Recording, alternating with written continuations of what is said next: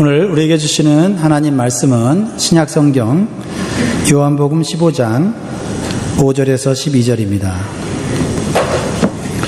요한복음 15장 5절에서 12절입니다. 5절 제가 읽고 교독하겠습니다. 나는 포도나무요 너희는 가지니 저가 내 안에 내가 저 안에 있으면 이 사람은 과실을 많이 맺나니 나를 떠나서는 너희가 아무것도 할 수 없음이라. 사람이 내 안에 거하지 아니하면 가지처럼 밖에 버리어 말라지나니 사람들이 이것을 모아다가 불에 던져 서르니라. 너희가 내 안에 거하고 내 말이 너희 안에 거하면 무엇이든지 원하는 대로 구하라. 그리하면 이루리라.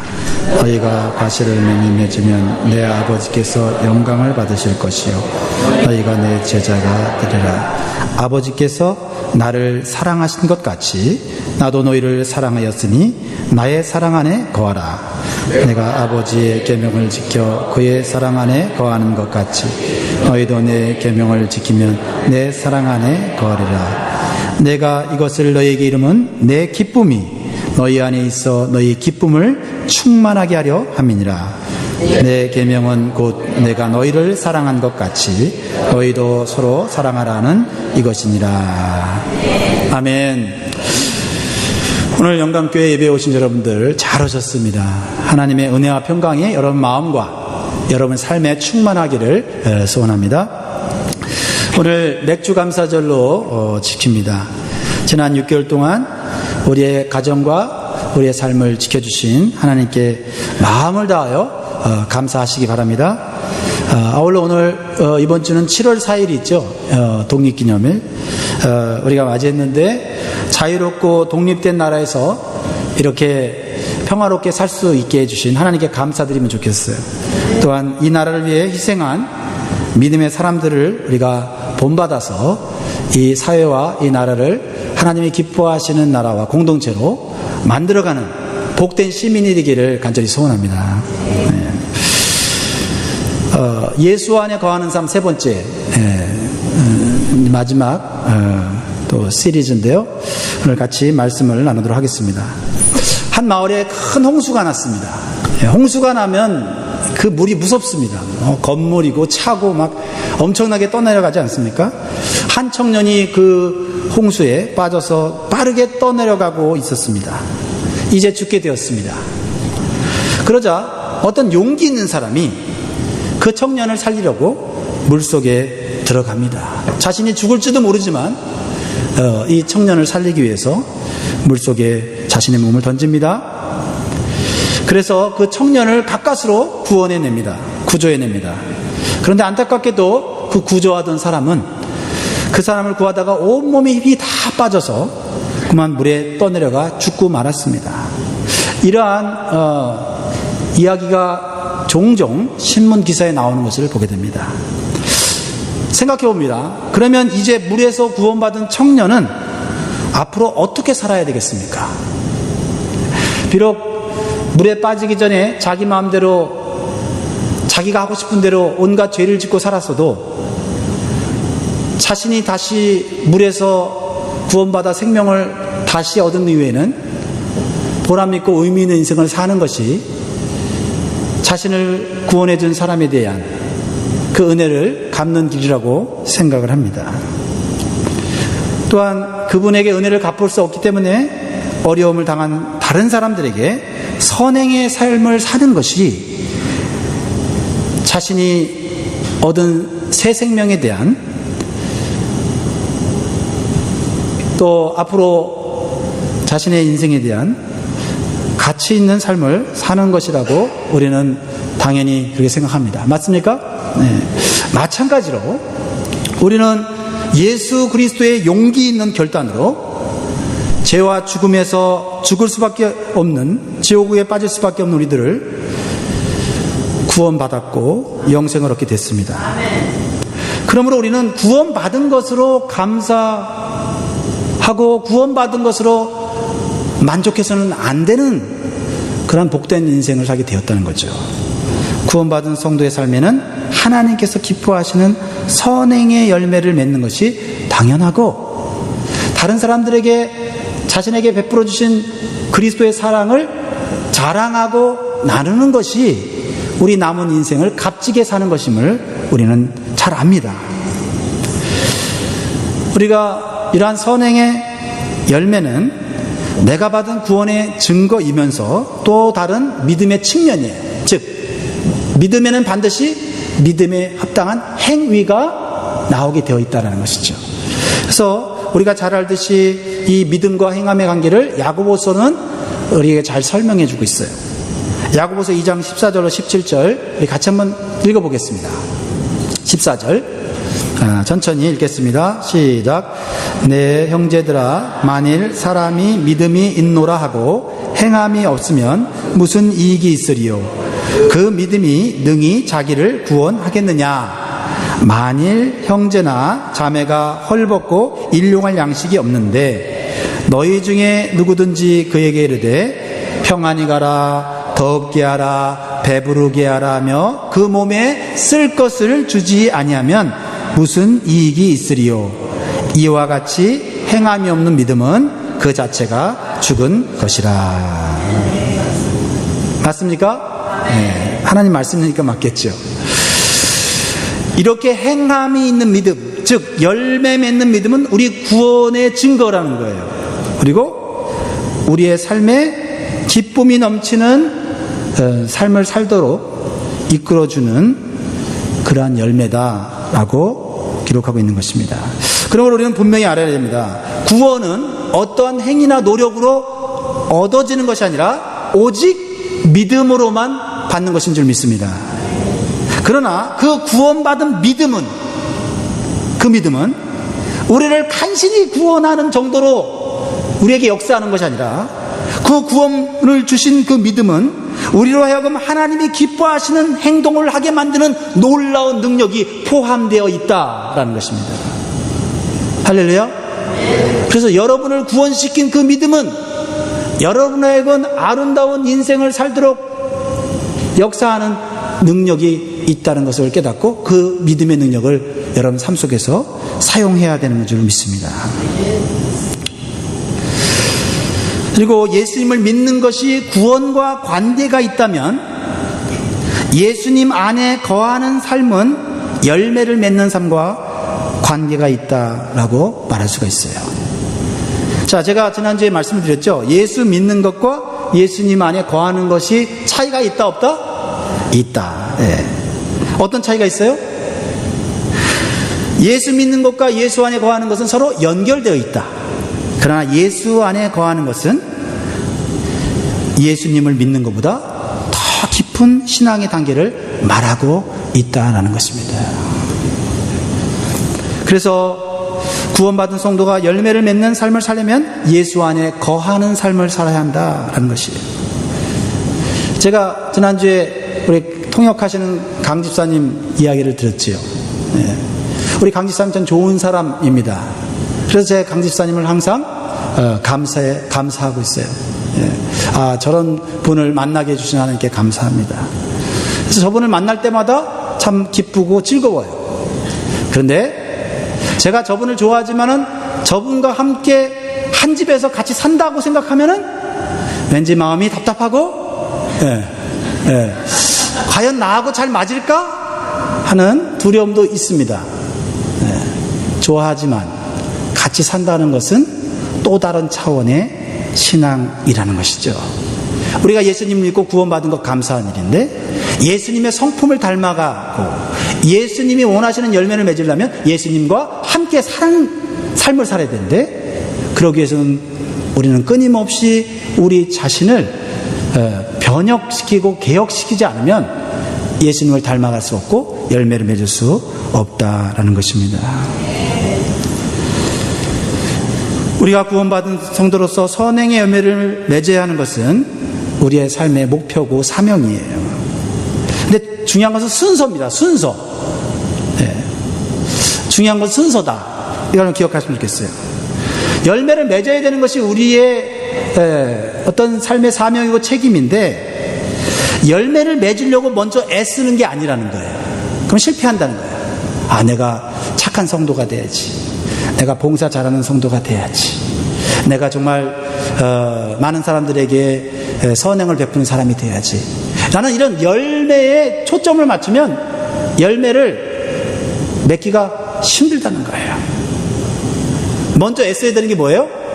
예수님 안에 거하기 위해서 애를 써야 한다는 거예요. 이 순서가 바뀌면요, 신앙생활이 좀 힘들어져요. 이 순서를 대수롭게 생각하는 분들이 있어요. 처음에는 예수님 믿고 모든 것이 감사하고 즐겁잖아요. 그래서 열심히 봉사합니다. 전도도 열심히 하려고 하고, 선행도 열심히 하려고 하고, 교회 안에서 사역도 열심히 하려고 하고, 또 사람들하고도 좋은 관계를 맺으려고 애를 써요. 그러나 시간이 점점 흐르게 되면 모든 것이 점점 부담스러워집니다. 시간을 내어서 예배를 드리고 봉사하는 것이 괴로운 일이 되고, 직분이나 책임감 때문에 해야 하는 피곤하고 율법적인 신앙생활을 할 수밖에 없는 거예요. 왜 그렇습니까? 예수 믿는 사람은 선한 열매를 받아야 된다는 책임감과 의무감으로 하기 때문에 그렇습니다. 좋은 일이지만 책임감과 의무감을 하다 보면 오래가지 못합니다. 그러나 오늘 본문 5절은 놀라운 비결을 우리에게 알려주고 있어요. 그것은 우리가 예수 안에 거하기를 힘쓸 때 선한 열매는 저절로 맺어지고 지속적으로 열매를 맺어 많은 열매를 맺게 된다, 이렇게 말하고 있어요. 5절 말씀 다시 한번 읽습니다.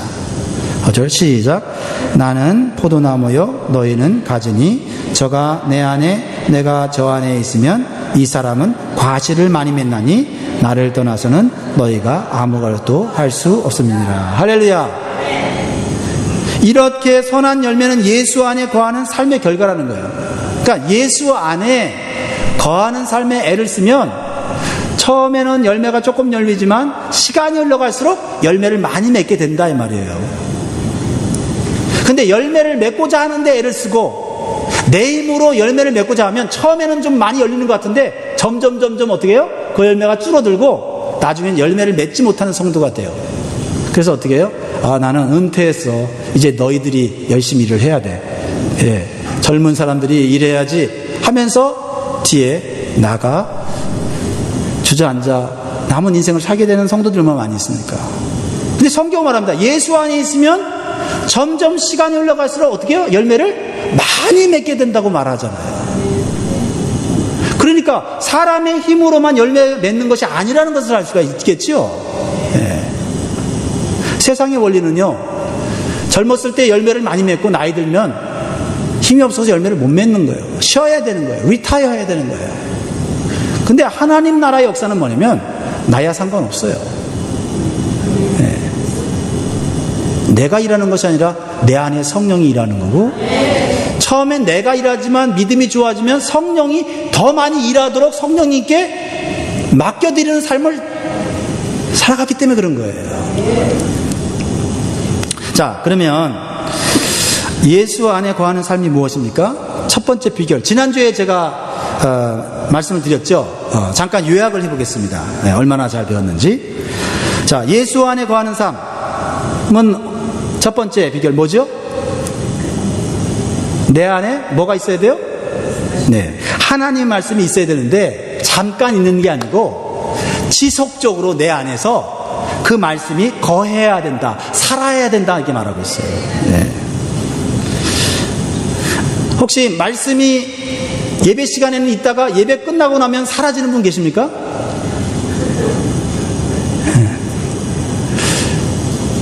그럼 말씀이 거하는 것이 아니고 말씀을 잠깐 만나는 거예요. 그러니까 말씀의 맛을 잠깐 보는 거죠. 그런데 예배 끝나고 집에 갔는데도 말씀이 내 안에서 계속 머물러 있는 것이 느껴지는 거예요. 느껴지는 거예요. 시장 가는데도 말씀이 내 안에 있는 게 느껴지고, 예. 심지어는 화장실에 가는데도 말씀이 내 안에 있는 것처럼 느껴지고. 예. 근데요, 그 말씀이 항상 내 안에 즐거운 마음으로 있는 건 아니에요. 많은 경우에 그 말씀이 나를 불편하게 만들어. 왜요? 나의 생각과 그 말씀이 부딪히는 거예요. 그래서 갈등을 일으켜요. 야, 이 말씀대로 살면 정말 축복받을까? 아니야. 이 말씀대로 살면 내가 얼마나 손해를 많이 보는데 그래도 말씀대로 살아야지. 야, 말씀이 현실과 너무 맞지 않아. 이러면서 갈등을 일으켜요. 근데 그 불편함을 이겨내고 그 말씀을 받아들이면 그 말씀이 나를 지배하게 되고 그 말씀대로 나의 삶 속에서 아름다운 열매가 맺히기 시작한다 이 말이에요. 말씀을 만나는 것과 말씀과 함께 사는 건 다른 거죠. 그래서 7절에 이렇게 말하고 있죠.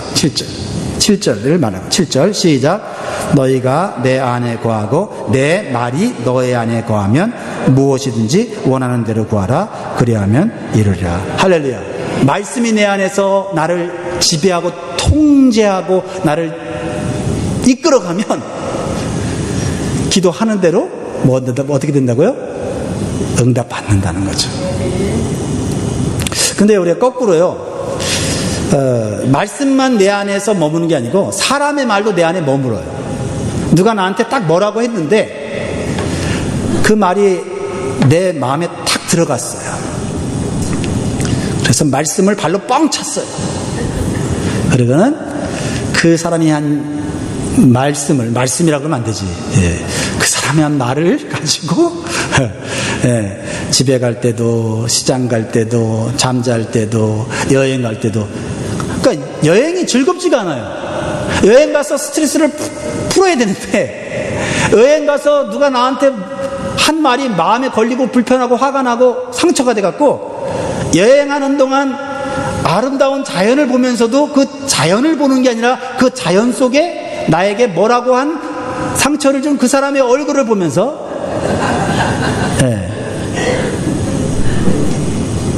그 아까운 시간을 허비하는 적이 있다 이 말이에요. 있습니까 없습니까? 몇 사람밖에 없어요. 우리 교회는 은혜가 넘치는 분들만 계세요.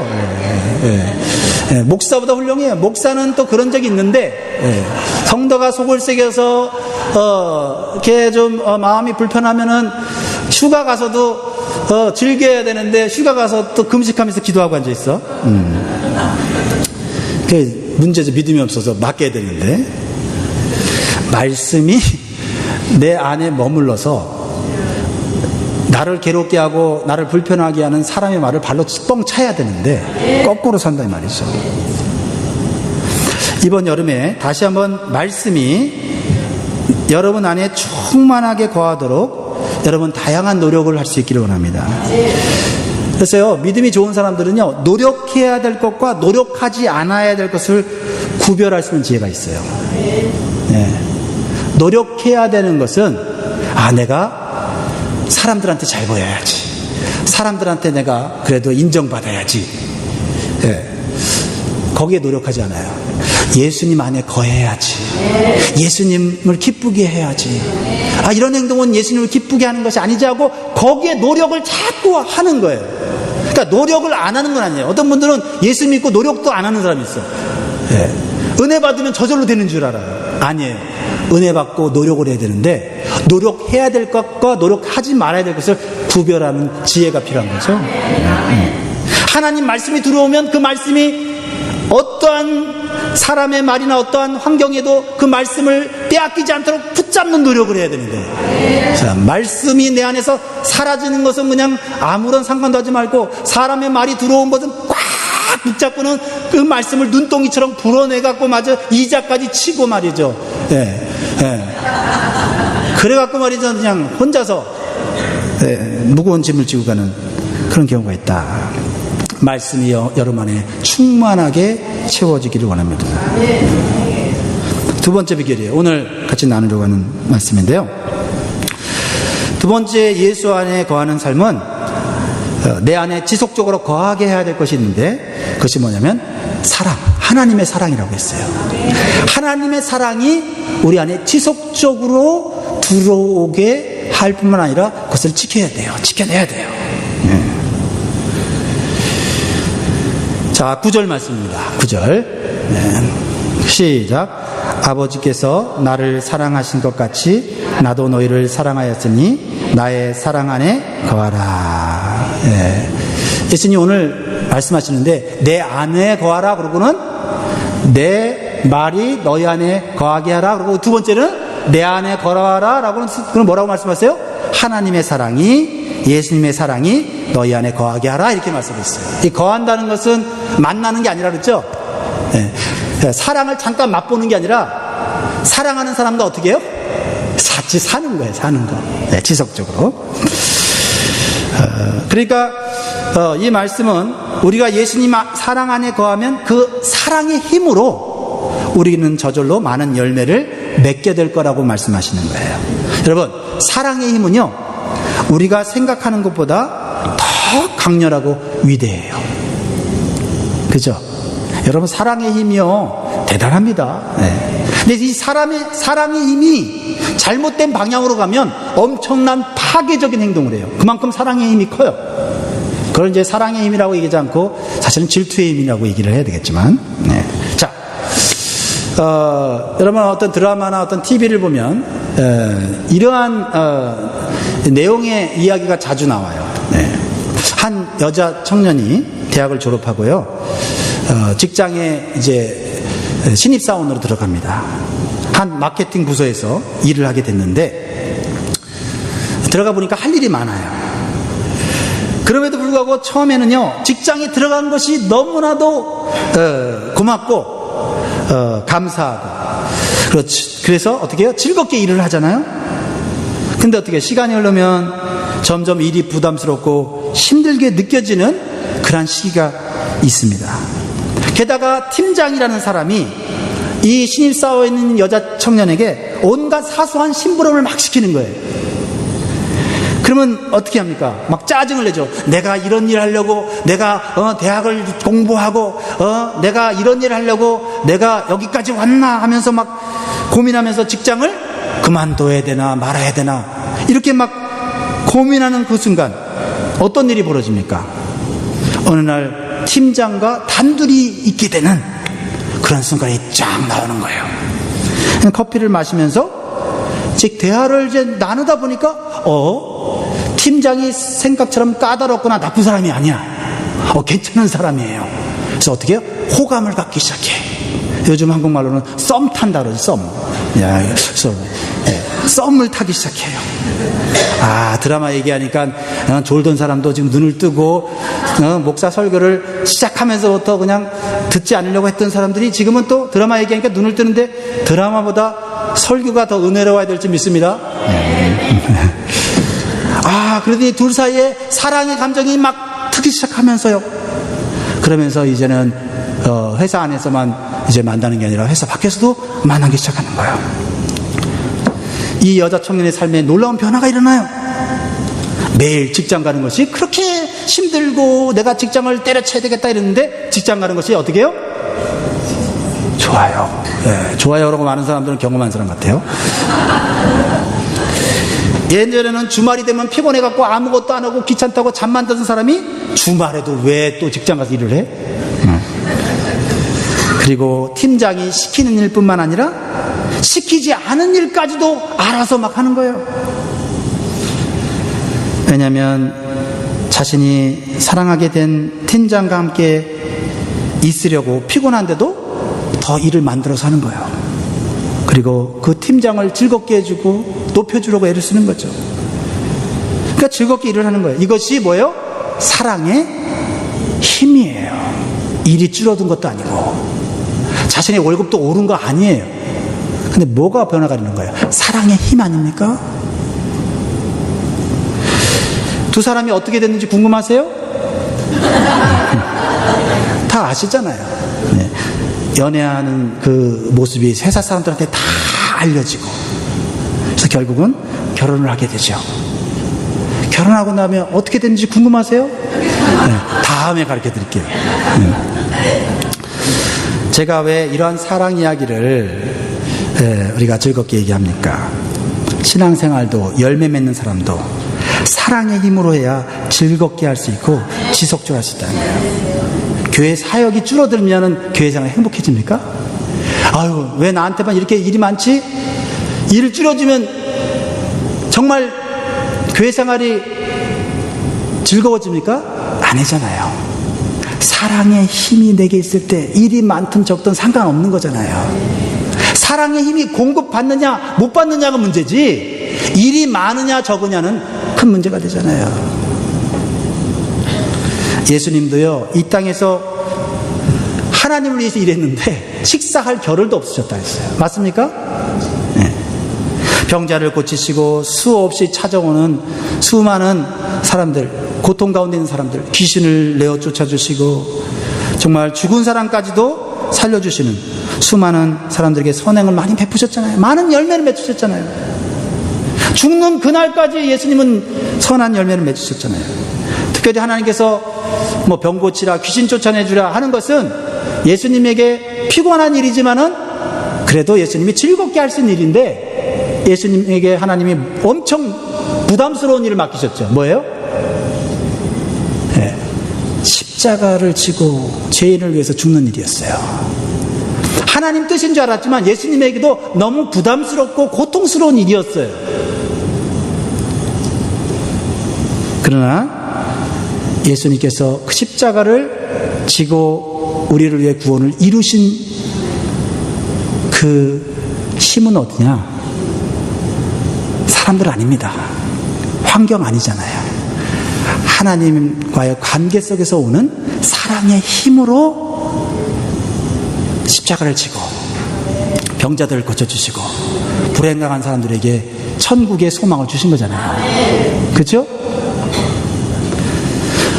물론 자신을 잘 따라주는 제자들이나 자신을 잘 섬겨주는 여인들을 통해서도 사람이 해주는 사랑을 통해서 힘을 얻었을지 모르지만 그 사랑의 힘으로는 십자가 못 져요.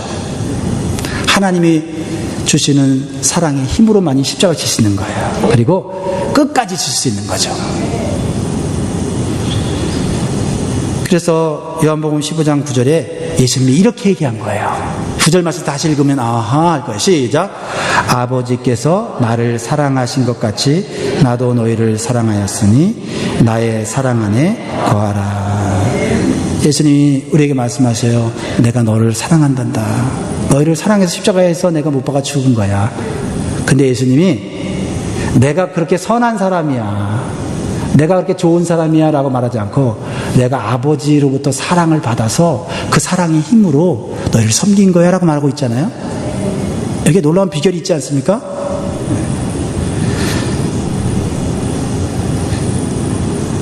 아마도 예수님은 하늘로부터 오는, 아버지로부터 오는 사랑의 힘이 없이는 수많은 선행과 위대한 구원 사역을 이루는 것이 아마도 불가능했을 거예요. 하물며 연약하고 변덕이 심한 우리가 사랑의 힘 없이 하나님의 일을 어떻게 감당할 수 있을까요? 처음 마음은 다 믿음이 충만한 사람들이죠. 목사님 열심히 하겠습니다. 주님을 영광 위해서 이제는 모든 걸 바치겠습니다. 주님의 은혜가 큽니다. 그런데 시간이 올라가면 어떻게 됩니까? 마음 같지 않네요. 나는 하려고 하는데 사람들이 도와주질 않네요. 우리가 그런 말 하지 않습니까? 왜 그래요? 다른 사람이 힘들게 해서 주의 일 못하는 거예요? 아니잖아요. 하나님이 주시는 사랑의 힘을 못 얻으니까 못 감당하고 못 이기는 거잖아요.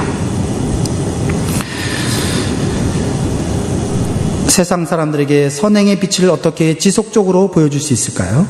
불가능한 일이죠. 사랑의 힘이 없이는 우리는 선행은커녕 온갖 핑계를 대면서 불평만 늘어놓게 되는 것이죠.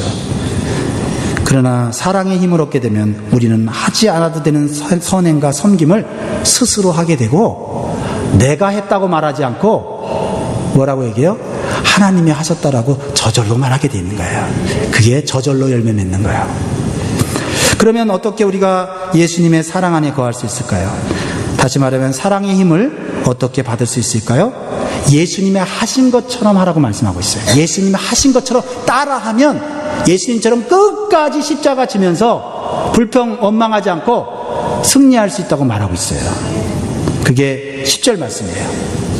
절 시작. 내가 아버지의 계명을 지켜 그의 사랑 안에 거하는 것 같이 너희도 내 계명을 지키면 내 사랑 안에 거하리라. 예수님께서는 아버지 하나님의 계명을 지켜서 하나님 사랑 안에 거하게 되었고 그 사랑의 힘으로 수많은 선한 열매를 맺었다고 말씀하고 있습니다.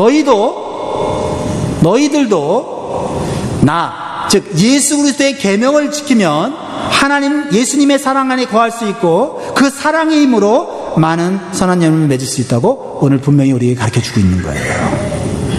그러면 선한 열매를 맺을 수 있는 예수님의 계명은 무엇입니까? 12절에 나와 있죠. 답이 다 나와 있어요, 성경에. 12절 시작. 내 계명은 곧 내가 너희를 사랑한 것 같이 너희도 서로 사랑하라 하는 이것이냐. 계명이라고 하니까 벌써 마음에 좀 불편하죠. 네. 예수님도 계명 얘기하고 계시네. 요한일서 3장에 보면 좀 더 자세하게 나와 있어요. 네. 한번 읽어봅니다. 요한일서 3장 23절 24절 시작. 그의 계명은 이것이니 곧 그 아들 예수 그리스도를 믿고 그가 우리에게 주신 계명대로 서로 사랑할 것이니라. 그의 계명들을 지키는 자는 주 안에서 거하고 주는 저 안에 거하시나니 우리에게 주신 성령으로 말미암아 그가 우리 안에 거하시는 줄을 우리가 아느니라. 이것이 예수님이 우리에게 주신 사랑의 계명이에요. 자, 그러면 이제 어떤 분이 손 들고 질문할 수도 있어요. 어떻게요? 목사님, 예수님 안에 사랑에 거하면 그 사랑의 힘으로 모든 것을 할 수 있다는 말은 이해가 됩니다. 저도 누군가를 열렬히 사랑해 보니까 사랑의 힘이 저절로 나오더군요. 그런데 사랑할 마음이 생기지 않는 사람을 어떻게 사랑합니까? 아주 좋은 질문이죠. 자, 오른쪽을 보세요. 오른쪽을 보니까, 오른쪽에 있는 사람을 보니까, 보세요. 사랑할 마음이 저절로 생기지 않습니까? 얼굴만 봐도. 네, 정말 사랑할 마음이 생겨요. 왼쪽을 한번 보세요. 보니까 사랑할 마음이 싹 사라지지 않습니까? 시험 받지 마세요. 예를 드는 거니까. 그런데 어떻게 서로 사랑합니까? 서로 사랑하면 예수님 안에 거하는 것이 되고 그 안에서 예수님의 사랑의 힘으로 열매를 맺는다는데 오른쪽을 보면 사랑하겠는데 왼쪽을 보면 사랑을 못 하겠는 거예요. 그러면 이 계명을 못 지키는 거고 예수님 안에 못 거하는 거잖아요. 예수님 또 우리에게 율법과 같이 지키지 못할 말씀을 또 주시네. 근데요, 오늘 이 12절 말씀을 자세히 보면 여기에 또 비결이 담겨져 있어요. 이 말씀을 가지고 제가 씨름을 했거든요. 저도 부담스럽거든요. 아니, 예수님 그냥 사랑을 위에다가 확 집어넣어갖고 이 사람도 사랑하고 저 사람도 사랑하고 내가 싫어하는 사람도 사랑하고 저절로 사랑하게 해줘야 되는데 사랑하라는 계명은 주고 오른쪽을 보니까 사랑이 되는데 왼쪽을 보니까 사랑이 안 돼. 예수님, 나 계명 못 지키겠는데요.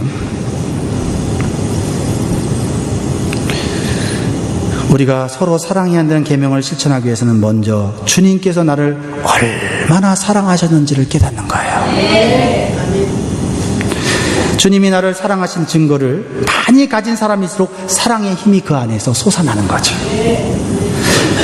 그래서 우리는 주님이 나를 사랑하신 증거를 말씀과 삶 속에서 끊임없이 묵상하고 내 안에 풍성하게 채워야 되는 거예요. 그러면 우리는 하나님의 사랑 안에 머물 수 있고 그 사랑으로 더 많은 사람들을 사랑하고 선한 열매를 가질 수 있는 거예요. 다시 옆 사람, 왼쪽 사람을 보시기 바랍니다.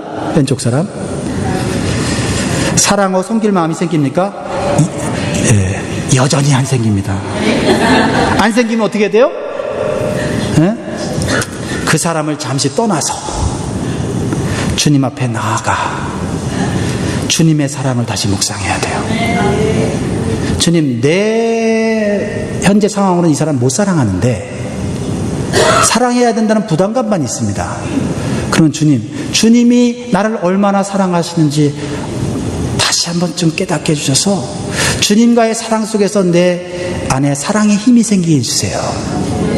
언제까지?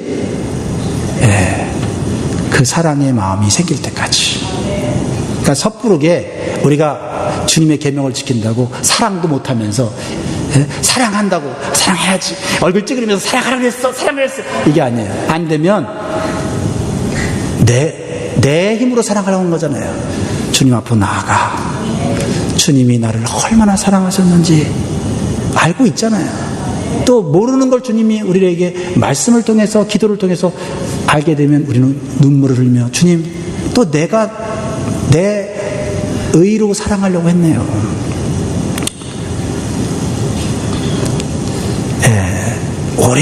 오래 예수 믿은 사람의 이 딜레마가 그거예요. 야, 이 정도 내가 믿었으면 웬만한 사람은 다 사랑해야 되는 거 아니야? 그 딜레마가 있잖아요. 거기에 너무 딜레마에 빠지지 마시고 주님 앞에 나와 주님의 사랑 안에 거하는 연습을 자꾸 하다 보면 내가 사랑하지 못했던 용서하지 못한 사람을 어느덧 보니까 그 사람이 불쌍해 보이거나 그 사람을 사랑하고 싶은 마음이 생기는 거예요. 마지막으로 우리가 주님의 사랑 안에 거하고 있다는 증거는 무엇입니까? 주님 사랑 안에 내가 거하고 있다면 우리는 주님이 주시는 기쁨이 내 안에 충만케 있을 수밖에 없다는 거예요. 오늘 결론이죠. 11절 시작. 내가 이것을 너희에게 이름은 내 기쁨이 너희 안에 있어 너희의 기쁨을 충만하려 하려 함이니라. 내 안에 기쁨이 없으면 내가 주님 안에 거하고 있지 못한 거예요. 주님 만나고는 있지만 주님 안에 거하고 있지는 않는 거예요. 사랑하는 성도 여러분, 기쁨이 없는 신앙생활은 피곤하고 메마른 삶을 살게 하고 형식적인 종교생활을 하게 됩니다. 오늘부터 주님 안에 거하는 삶에 더 관심을 가지시고 그 사랑 안에 거함으로 이 더운 여름이 행복하고 기쁨이 넘치는 계절이 되기를 주로 축복합니다. 우리 같이 한번 찬양하면서 기도할까요? 찬양하다 기도하세요. 기도하다 찬양하세요.